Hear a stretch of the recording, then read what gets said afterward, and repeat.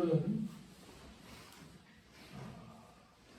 이스라엘이 지금 남북으로 갈려진 상태에서 양쪽의 왕을 소개하면서 특별히 북쪽의 왕이 어떤 삶을 사는가를 우리에게 보여주고 있습니다. 이 말씀 보시면서 우리가 어떤 삶을 사는 것이 하나님 앞에 합당한 삶인가, 오늘 열왕기하 13장 전체의 말씀을 통해서 확인하시는 시간, 그리고 다시 한번 스웨이 벽두에 하나님 앞에 어떤 삶을 살 것인가를 다짐하는 시간 되기를 바랍니다. 1절에 이렇게 시작합니다.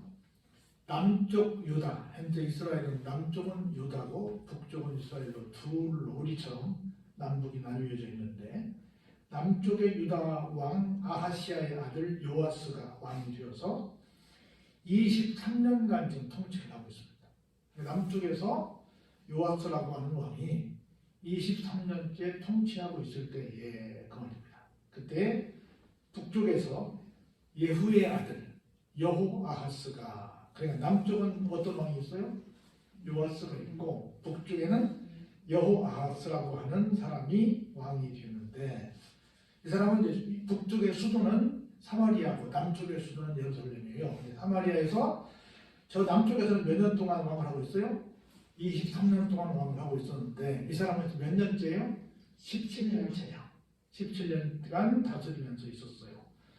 그래서 17년 동안 다스리는데 이 사람이 어떻게 살았어요? 하나님 보시기에 악을 행했다, 그렇게 소개하고 있습니다. 그러면서 보세요. 어떤 악을 했냐면, 자기만 죄를 지은 것이 아니라 이스라엘 전체에게, 북쪽 이스라엘 사람 전체에게 범죄하게 한. 얼마나 무서워요? 나만 범죄한 게 아니라 내가 다른 사람을 범죄하게 했는데 어떻게? 한 민족 전부를 다 범죄하게 했다는 거야. 누구예요 그게? 느바스의 아들 여로보암의 죄를 따라가고 거기서 떠나지 아니했다, 이렇게 소개해요. 여로보암은 북쪽과 남쪽으로 나라가 나뉘어질 때 북쪽에는 10개 지파가 갑니다. 남쪽에는 2개 지파가 와요. 유다하고 베냐민하고. 남쪽은 다 북쪽으로 가거든요. 근데 그때 북쪽으로 10개 지파가 갈 때 초대 왕이에요. 그러니까 숫자가 많이 가니까 그럴싸하게 보이죠. 그런데 하나님은 정통성을 어디로 이어갔어요? 유다를 통해, 남유다를 통해 이어갔단 말이죠. 그리고 이 사람이 결정적으로 그때부터 지금 계속 죄를 짓고 있는 게 뭐예요? 이스라엘 사람들은 예루살렘 성전, 다시 말해 교회를 가야 되는데 교회를 못 가도록 북쪽에다가 별도의 예배 처소를 만들었단 말이죠. 그러니까 다수가 옳다고 자기들끼리 모여서 하나님 떠나 산 것도 죄고, 또 교회를 가는 사람들의 발걸음을 잡은 것도 죄고, 이 죄, 이런 죄를 어떻게 했어요? 지금까지 계속 이어서 짓고 있다는 거야. 여러분들 어떤 경우에도 교회 가는 걸음을 막아서는 안 됩니다. 어떤 경우에도 다수가 있다고 해도 하나님의 뜻이 중요하지 다수가 중요하지 않아요. 이 두 가지를 어렸던 사람들, 북쪽의 사람들인데 거기에 선권에 섰던 사람이 누구라고요? 여로보암이라고. 그 죄를 이어가고 있는 거예요. 그걸 딱 보니까 그 죄를 따라가고 사람들이 거기서 떠나지 않더라는 거야. 누가? 북쪽의 국민들이 그렇게 살더라는 거야. 그걸 보시고 하나님께서 어떻게 해요? 북쪽 이스라엘에게 노하셨죠. 화가 나셨어요. 그래가지고 하나님께서 화가 나시니까 어떡합니까? 그 북쪽 이스라엘 오른쪽 위쪽에, 지금으로 말하면 시리아, 이 당시로 말하면 여러분이 잘 아시는 나아만 장군을 배출한 아람 나라입니다. 그 아람 나라를, 이방 나라를 들어서 거기 누구를 보내요? 하사엘이라고 하는 아람 왕 하사엘을 보내서 어떻게 해요? 그의 아들 하사엘의 손과 그의 아들 베나다의 손에 넘기셨다. 무슨 얘기예요? 하사엘 왕에게도 이스라엘을 괴롭히라고 보냈고 그의 아들 베나다에게도 이스라엘을 괴롭히라고 보냈어요. 대를 이어서 지금 우리나라가 북쪽에서 김일성, 김정일, 김정은에서 3대에 이어서 우리가 지금 고통을 당하고 있는 것처럼 여기도 마찬가지로 대를 이어서 이스라엘 사람들을 괴롭게 한 거예요. 왜요? 악에서 떠나지 아니하니까. 그래서 하나님께서 노하셔가지고 어떻게 해요? 북쪽에 있는 아람 나라를 계속해서 부자가 계속해서 대를 이어서 이스라엘을 계속 공격하게 만든 거. 그러니까 아람 왕이 이스라엘을 학대하니까 그래서 뭐라 그랬어요? 여호아하스가 어떡합니까? 하나님께 간구합니다. 간구하기 전에 미리 여로보암의 죄를 안 따랐으면 됐을 거 아니에요. 여로보암의 죄를 대를 따라가니까 이런 하나님께서 징치하시니까 그제서야 아이고 하나님 힘들어요 살려주세요 하고 뭐 했어요? 간구했어요. 하나님께서 어떻게 하셨습니까? 지난날 소형으로 봐서는 들어줄 마음이 없지만 그래도 어떡하니까? 기도하니까 그냥 들어주셨어요. 왜냐하면 백성들이 학대를 당하는 것을 보셨기 때문에 들어주셨어요. 그래서 누군지는 몰라요. 5절에 보니까 그 간구를 들으시고 여호와께 누굴 보내십니까? 구원자를 북이스라엘에게 보내십니다. 그래서 해결했어요. 그래가지고 이스라엘 자손이 어떻게 됐어요? 아람 사람의 손에서 벗어났고 전과 같이 지금까지는 전쟁통에 자기 집으로 갔어요? 못 갔어요? 못 갔는데 다시 평화가 오니까 자기 집에 가서 살게 했어요. 그런데 문제가 있어. 거하였으나 그 말은 뭐예요? 그렇게 됐으나 잘 해결됐으나 잘했다는 것보다는 많이 읽어봐도 어때요? 그 다음 문장이 잘 못했다는 얘기를 하는 거예요. 거하였으나 그들이 이스라엘에게 범죄하게 한 여로보암의 죄에서 어떻게 해요? 떠나지 아니했다는 거예요. 그래서 그 죄 안에서 그대로 따라 행하고 사마리아에 즉 수도에 뭘 세워요? 아세라 목상을 세웠는데 그거를 쳐부수지 않고 그대로 투었더라. 지금 뭐 때문에 학대받았는데? 이거 똑같은 일 때문에 학대받았는데 하나님이 간구해가지고 겨우 집에 돌아왔는데 집에 돌아왔으면 하나님 다시는 그러지 않을게요 라고 하고 다 우상을 타파하고 정말 하나님 모시게 살아야 되는데 어떻게 해요? 전과 동이 됐더라. 똑같이 그대로 됐다는 얘기를 하고 있는 거예요. 어떻게 했어요? 그래서 아람 왕이 여호와의 백성을 멸절하고 말합니다. 다시 와서 여호와 북쪽에 있어 남쪽으로 내려와서 북쪽 왕을 그냥 다 없애버려요. 어떻게 해요? 마치 파장마당의 티끌처럼 없애버립니다. 그리고 거기에 마병 50명, 병거 10대, 그리고 보병 10,000명 외에는 여호와에게 남겨두지 아니하였더라. 무슨 얘기요? 작은 병력만 거기다가 둬도 더 이상 북쪽 이스라엘이 항거할 수 있다 없다? 항거할 수 없다. 그 정도로 완전히 그냥 무기력한 상태가 되고 말았다. 간구하는 것까지는 좋았는데 그래서 하나님이 누군지는 모르겠지만 구원자를 보내서 문제를 해결하는 것까지는 좋았는데 그 이후에 똑같은 삶을 살아보니까 완전히 그냥 형편없는 나라로 전락하고 말았다. 그리고는 어떻게 돼요? 여호와의 남은 사적과 행한 모든 일과 그의 업적은 이스라엘 왕 역대 지력에 기록되지 아니했냐. 무슨 얘기? 그냥 그대로 죽었다는 거예요. 나와있잖아. 9절에 여호아하스가 그의 조상들과 함께 어떻게? 자매는 뭐야? 죽었다는 거죠. 죽음의 수도 사마리아에 장사되고 그 아들 누가? 요아스가 대신해서 왕이 되었다. 그러니까 처음 이렇게 좀 혼났을 때 정신을 차려야 되는데 하사엘과 그의 아들 베나다에 이어서 2대에 이어서 공격을 받았으면 그리고 좀 도와달라고 간구했으면 그 다음은 좀 달라졌어야 되는데 달라지지 못해서 결국은 그렇게 나라가 멸절되고 말아버렸고 본인도 어떻게 됐어요?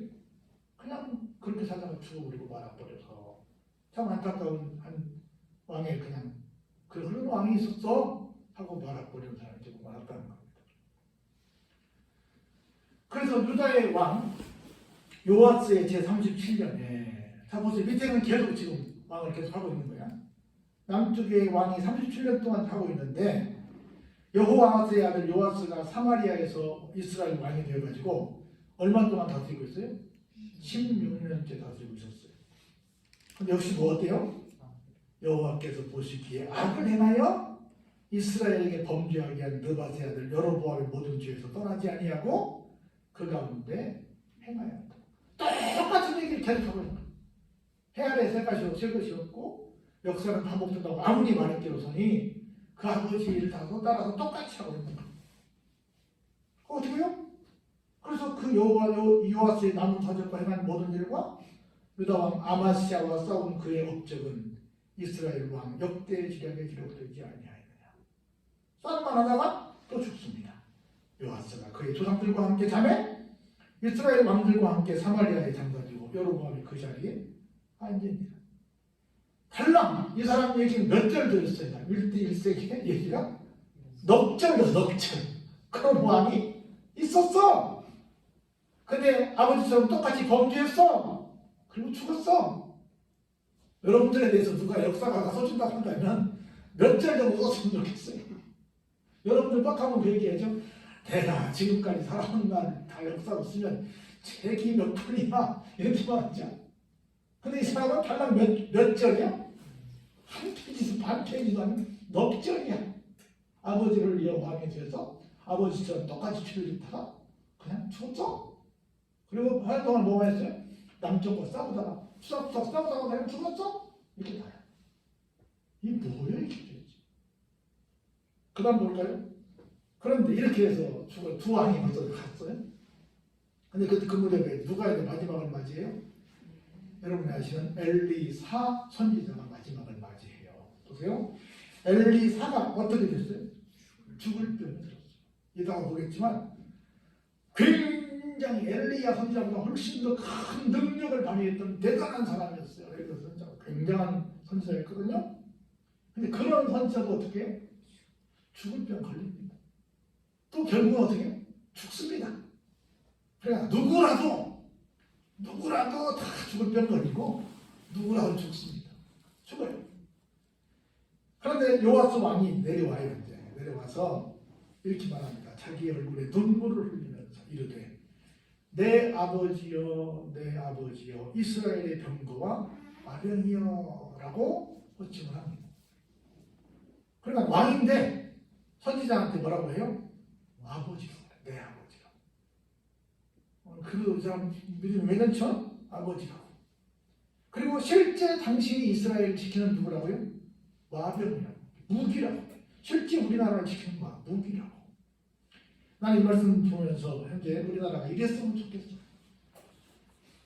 정치 지도자들이, 목사님들, 한국의 교회 성도님들, 여러분들이 우리 아버지입니다. 여러분들이 이 나라를 지키는 간성입니다. 이 나라의 마병입니다. 여러분들이 이 나라를 위해서 기도해 주십시오.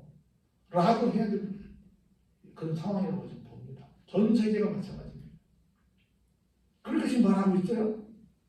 그렇게 말하니까 엘리사가 이렇게 말합니다. 여보시오, 임금. 활과 화살을 좀 가져오시오. 그렇게 말합니다. 그러니까 선지자가 얘기하니까 가져와요. 활을 가져왔어요. 그래가지고 왕의 손으로 활을 잡으시오. 그랬더니 손으로 왕을 딱 잡았어요. 그래가지고 자기 손을 왕의 손 위에 그 화살을 잡은 그 손에 딱 얹습니다. 그리고는 동쪽 창문을 여시오라고 명합니다. 그랬더니 엘리사가 동쪽 창문을 열었어요. 이제는 쏘시오 그렇게 말했어요. 화살을 가져오시오. 그리고 내가 그 손에 자기 손을 넣고 동쪽 창문을 열게 하고 쏘라고 합니다. 싹 쏘았어요. 그래서 이렇게 말합니다. 이것은 여호와를 위한 구원의 화살, 곧 아람에 대한 구원의 화살입니다. 왕이 아람 사람을 멸절하도록 아벡에서 치는 날이 올 것입니다. 마지막 죽으면서도 지금 우리가 이렇게 저 아람 나라에 큰 고통을 치르고 있는데 하나님께서 반드시 이 나라를 구원하실 것입니다. 라고 하는 그런 아주 소망의 메시지, 예언을 지금 하고 있는 것을 볼 수 있습니다. 두 번째 또 말합니다. 화살들을 집으시오. 이번에는 활과 화살이 아니라 그냥 화살들만 집으라고 합니다. 화살들을 집으라고 해서 집었더니 엘리사가 이렇게 말합니다. 이번에는 그 화살로 땅을 치시오. 이렇게 말합니다. 그랬더니 그냥 뭐 하라니까 하는데 해요. 근데 딱 세 번만 쳤어요. 몇 번 치라는 것도 없어. 땅을 치게 그냥 치라고 했는데 그냥 우리말에 삼시세풍이 좋은가 하고는 세 번 쳤어요. 그랬더니 갑자기 엘리사가 이제 화를 막 냅니다. 아, 칠라면 좀 대여섯 번 치지 고작 세 번이니까 이렇게 말합니다. 뭔 얘기야? 세 번 치고 처음부터 여섯 번 치라고 하지. 무조건 치라고 해놓고 세 번 치니까 왜 세 번밖에 안 된다고 뭐라 그래? 뭔 얘기인가 봤더니 그리하였다면 당신이 만약에 대여섯 번을 쳤다고 한다면 당신이 아람 나라를 진멸하기까지 공격했을 것입니다. 그런데 왕이 몇 번만 칠 것이다?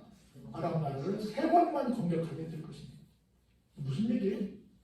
대여섯 번 공격하면 완전히 장단까지 다 없앨 텐데 세 번 정도 공격해가지고는 저쪽 무리를 다 죽일 수 있다 없다? 없다. 다 죽일 수 있었는데 당신이 믿음이 좋아가지고 세 번밖에 안 쳐서 세 번만 공격해야 되는데 세 번 공격해가지고 다 진멸하겠니? 이 믿음이 없는 답답한 왕아? 하고는 막 뭐라고 한 거예요.